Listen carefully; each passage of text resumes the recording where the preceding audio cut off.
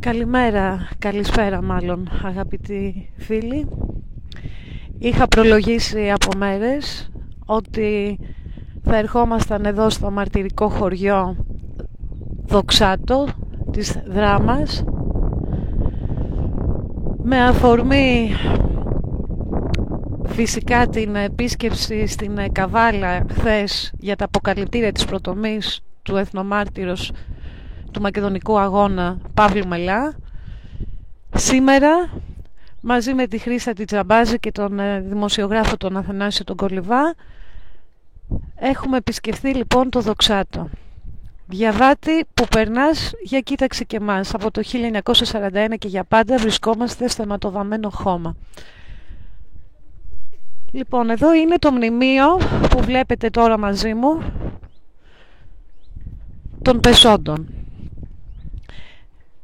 Το Δοξάτο, που θα μπορούσε πραγματικά η ιστορία του να γίνει όχι μόνο ταινία και να γραφτούν άπειρα σενάρια για την κάθε μία ιστορία από αυτές που βίωσαν οι κάτοικοι του χωριού, συγκλονίζει όσο νομίζω καμία άλλη ιστορία βαναυσότητας και φρίκης έχουμε διαβάσει στα χρονικά της ιστορίας μας. Το Δοξάτο γνώρισε 3 ολοκαυτώματα. 3 ολοκαυτώματα που δεν έχουν αναγνωριστεί από την ελληνική πολιτεία. 3 φορές γνώρισαν τη γενοκτονία, τη φρίκη και τέτοια στιγερά εγκλήματα που δεν έχει γνωρίσει, πιστεύω, πληθυσμός ελληνικός σε άλλη πόλη, σε άλλο χωριό. Τα εγκλήματα που έκαναν οι Βούλγαροι στον πληθυσμό του Δοξάτου και το 13 και το 17 και το 41 οχριούν μπροστά σε αυτά που έχουμε διαβάσει, ακούσει, μάθει, που υπέστησαν άλλα χωριά και άλλες πόλεις από τους Ναζί. Η φρικαλαιότητα που προκάλεσαν οι Βούλγαροι θεωρήθηκε πραγματικά ασύγκριτη και από τους ξένους δημοσιογράφους που ακολουθούσαν τότε τα ελληνικά στρατεύματα, Γάλλους, Ιταλούς, τους Ναβάρχους, τους Άγγλους, τους Γάλλους. Κανένας δεν μπορούσε να πιστέψει τη φρίκη που βίωσαν οι κάτοικοι σε αυτό εδώ το χωριό. 30 Ιουνίου του 2013, στο δεύτερο Βαλκανικό, και ενώ τα ελληνικά στρατεύματα, το 21ο Σύνταγμα της 7ης Μεραρχίας συγκεκριμένα, έχει απελευθερώσει τις Σέρρες και την Καβάλα και κινείται προς τη Δράμα, οι Βούλγαροι οπισθοχωρούν και φεύγοντας και περνώντας από το Δοξάτο, το οποίο είχαν καταλάβει στον πρώτο Βαλκανικό το 2012, φεύγοντας αφήνουν τη σφραγίδα τους με τρόπο που ανθρώπου νους δεν μπορεί ούτε να επεξεργαστεί ούτε να χωρέσει.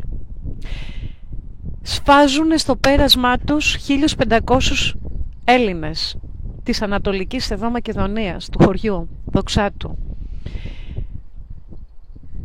Ξέσκιζαν τις κοιλιές των εγγύων και έβασαν στοιχήματα για το εάν το έμβριο ήταν αρσενικό ή θηλυκό. Έπαιζαν και έπαιζαν ποδόσφαιρο με τα κεφαλάκια των εμβρίων. Υπάρχουν μαρτυρίες καταγεγραμμένες σε ιστορικά βιβλία για τον ιερέα στο χωριό που τον είχαν κομματιάσει στα 2 και είχαν τον είχαν κρεμάσει μέσα στο σπίτι του, είχαν βρει τη γυναίκα του με ξεριζωμένα τα μάτια και κατασφαγμένα, κατακρεουργημένα τα παιδιά του τα ανήλικα. Μαρτυρία μικρού κοριτσιού που επιβίωσε, σακατεμένη όπως επιβίωσε, που ενώ είδε να σφάζουν τον πατέρα της μπροστά της και να τον ξυφολογούν, τη βιάσανε στα 14 της με φρίκη, όπως βίασαν και τις περισσότερες γυναίκες φυσικά του χωριού. Όσες αργότερα και μετά το βιασμό τις ξυφολόχησαν και τις βασάνισαν με τρόπο που δεν μπορεί κανένας πραγματικά μέχρι σήμερα να συλλάβει. Γιατί τέτοια φρίκη? Φρίκη από ένα λαό που υποτίθεται ήταν και χριστιανικός. Ακολούθως, μετά από αυτά τα στιγερά εγκλήματα, έκαψαν το χωριό, δεν άφησαν τίποτε όρθιο στο πέρασμα τους. Όταν μπήκανε τα ελληνικά στρατεύματα, αντίκρισαν παντού πτώματα, μέλη, πόδια, χέρια, κεφάλια κομμένα και πεταμένα παντού, καμένους άλλους ανθρώπους, τα σπίτια, τα χωράφια, δεν είχαν αφήσει τίποτε όρθιο. Υπήρχαν και μαρτυρίες και Κυπρίων εθελοντών που μπορείτε να τις διαβάσετε και στο διαδίκτυο, του Γεωργιάδη, αν δεν κάνω λάθος, του Κυπρίου που είχε ακολουθήσει τα στρατεύματα τα ελληνικά, που επίσης και εκείνος με τη σειρά του αναφέρθηκε με τέτοιο πόνο και με τέτοια σοκαρισμένος και συγκλονισμένος για όσα είδαν τα μάτια τους μπαίνοντας στο δοξάτο. Δεν μπορούσαν να το πιστέψουν. Τέτοια αγριότητα, τέτοια βαναυσότητα και τέτοια φρίκη. Το 17, στον Πρώτο Παγκόσμιο Πόλεμο, βιώνουν ξανά καινούρια γενοκτονία. Έχουν συγκεντρώσει στο σχολείο του χωριού τους άνδρες, τους στέλνουν στη Βουλγαρία σε κάτεργα, τους δολοφόνησαν τους περισσότερους φυσικά, και αφήνουν ρημαγμένα πίσω τα σπίτια και τα χωράφια και καμένα, και πεθαίνουν περίπου 300 γυναικόπαιδα από την πείνα και την ασιτεία. Το 41 επίσης Βούλγαροι ξανά, γι' αυτό και το μνημείο εδώ σφάζουν αγρίως τους Έλληνες ξανά. Βλέπετε εδώ και στις φωτογραφίες Μαργαρίτης Στέριος, Απόστολος Μαντραπάζης, όλοι κάτοικοι εδώ του χωριού. Άλλοι σφαγιάστηκαν, άλλοι έπεσαν στη μάχη και έδωσαν τη ζωή τους για την ελευθερία της Μακεδονικής γης. Φυσικά όλος αυτός όλη αυτή η φρίκη που βίωσαν από το 13 και το 17 και το 41, όλα αυτά τα χρόνια τη βίωσαν γιατί δεν ήθελαν να αρνηθούν την ελληνικότητά τους. Τη βίωσαν γιατί δεν ήθελαν να πάνε στα σχολεία να μάθουν τα βουλγάρικα που τους είχαν επιβάλει. Τη βίωσαν γιατί δεν ήθελαν να εγκαταλείψουν την πίστη τους και να προδώσουν την ελληνική ψυχή τους.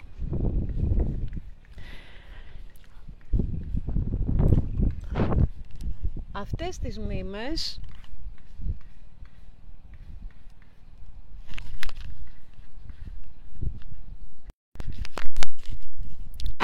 μνήμες θέλουν να τις βγάλουν μέσα από την καρδιά, μέσα από τις ψυχές και μέσα από το μυαλό μας.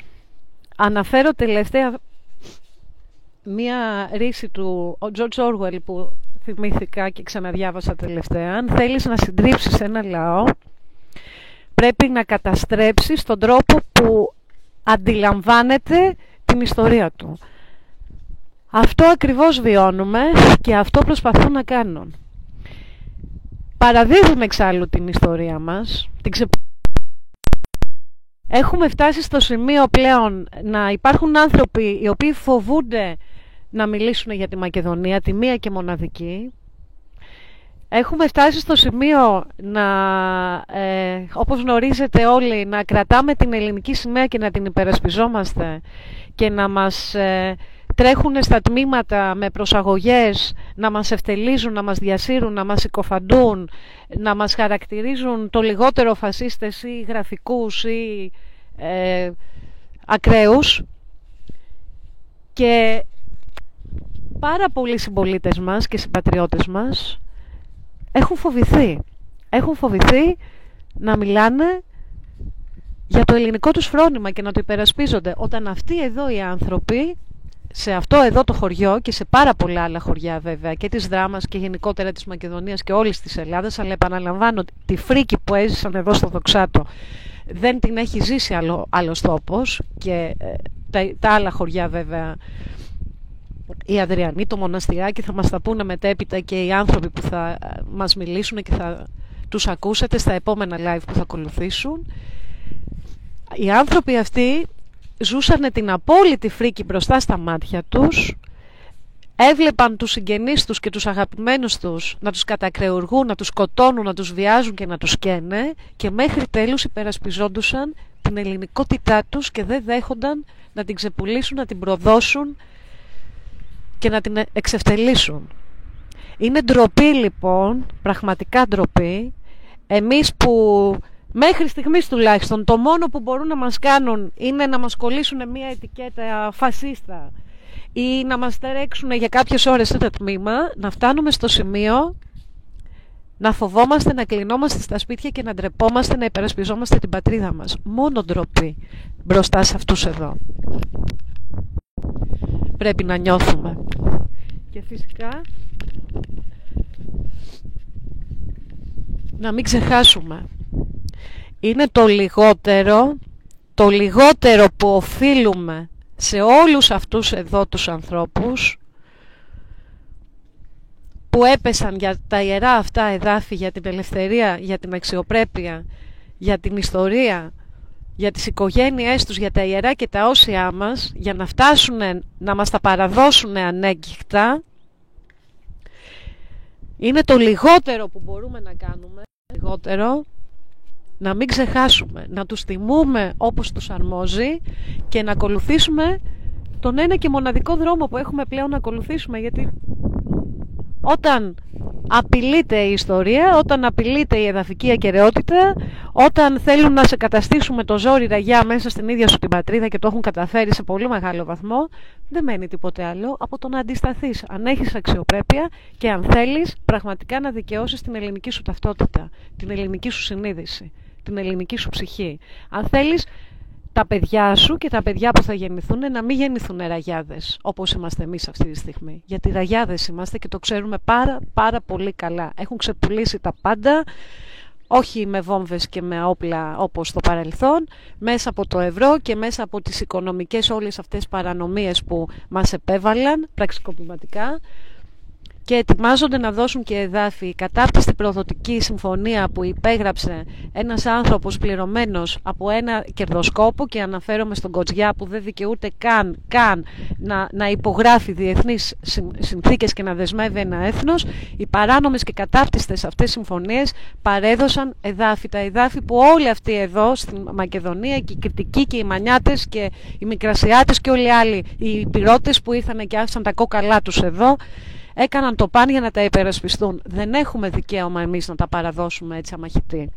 Και ο αγώνας που κάναμε όλο αυτό το διάστημα ήταν απλά προκατακτικά. Ο πραγματικός αγώνας ξεκινάει από εδώ και πέρα. Και μπορεί η δική μας η γενιά να μην προλάβει, δυστυχώς, να δει την πατρίδα μας ελεύθερη ξανά, αξιοπρεπή και υπερήφανη. Ίσως αυτή την εικόνα τη ζήσουν οι επόμενες γενιές, αλλά η δική μας η γενιά οφείλει να προετοιμάσει το έδαφος και να κάνει το χρέος της. Να αφυπνίσει, να ξεσηκώσει, να μην επιτρέψει να χαθούν οι ιστορικές μνήμες και να μην επιτρέψει σε μια παρέα μαφιόζων να βεβηλώσει τα ιερά και τα όσια μας και όλους αυτούς εδώ που θυσιάστηκαν για εμάς. Θα ακολουθήσουν και άλλα live στη συνέχεια. Μεταδίδονται προσωρινά εδώ στη σελίδα μου την προσωπική, αλλά αργότερα ανεβαίνουν και στο κανάλι του κινήματός μας Διέξοδος Ελλάς στο YouTube. Θα μπορείτε και από εκεί να τα δείτε, όσοι για τον οποιοδήποτε λόγο δεν θα προλάβετε σήμερα. Και θα πάμε στη Δράμα να μας μιλήσει και ο πρόεδρος των Μακεδονομάχων, να δούμε και κάποια ιστορικά κοιμήλια, και βέβαια και η Χρύσα η Τσαμπάζη, η οποία κατάγεται από εδώ και έχει φοβερές ιστορίες να μας πει από τους προγόνους της. Θα σας πω μόνο ότι η θεία της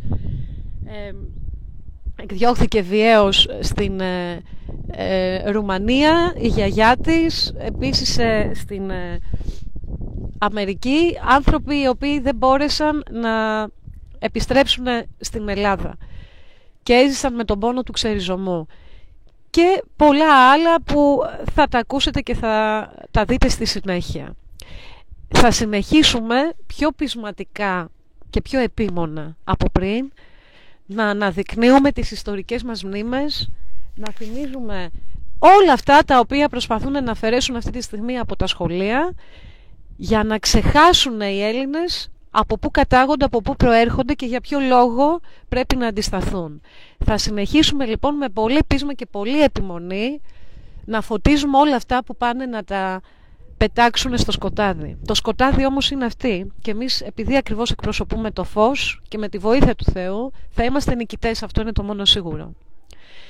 Εχθές χάρηκα όσο λίγες φορές στη ζωή μου, όχι μόνο που έζησα τα αποκαλυπτήρια του μεγάλου Παύλου Μελά και ήταν πάρα πολύ συγκινητικές και με απίστευτη κατάνοιξη και δέος όλα όσα ζήσαμε χθες, αλλά γιατί συνάντησα και πάρα πολλούς Μακεδόνες αγωνιστές. Είχαμε την ευκαιρία να μιλήσουμε, να συζητήσουμε, να ανταλλάξουμε απόψεις και να φύγουμε ακόμα πιο δυνατοί, γιατί ο ένας θα έχει τον άλλον και γιατί ξέρουμε πάρα πολύ καλά ότι ενωμένοι είμαστε αίτητοι.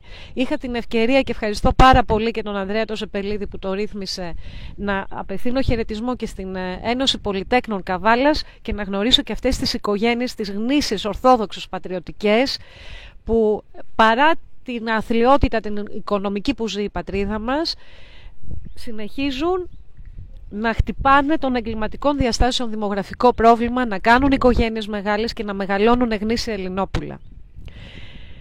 Θα φύγω πολύ πιο δυνατή από τη Μακεδονία μας για άλλη μια φορά και σε λίγες ημέρες θα ξανανεβούμε, γιατί την επόμενη Κυριακή 10 Μαρτίου είναι το συλλαλητήριο, θα το πω ξανά και ξανά και στα επόμενα live μέσα στην εβδομάδα, που κάνει νεολαία της Κατερίνης και θα είναι και επικεφαλής εκεί η περίφημη φοβερή γενναία αυτή κοπέλα, η Μαριάννα η Γεωργιάδου, που μας συγκίνησε όλους, που είπε προδότη τον Τζανακόπουλο και την τρέχανε στα αστυνομικά τμήματα. Τέτοια παιδιά που μας δίνουν ελπίδα και μας δείχνουν ότι τίποτα δεν έχει τελειώσει. Την Κυριακή λοιπόν οφείλουμε όλοι να είμαστε στην Κατερίνη. Η διέξοδος θα βάλει πούλμαν για να διευκολύνει όσους από την Αθήνα θέλουν να ανεβούν. Και μετά την Κατερίνη θα ακολουθήσει η αποστολή στο μοναστήρι Γευγελή, γιατί εμείς έχουμε όντως μειονότητα στα Σκόπια. Να είστε συντονισμένοι. Ακολουθεί λοιπόν επόμενο live σε λίγο με μαρτυρίες για όλα όσα πέρασαν οι Μακεδόνες εδώ στο μαρτυρικό Δοξάτο.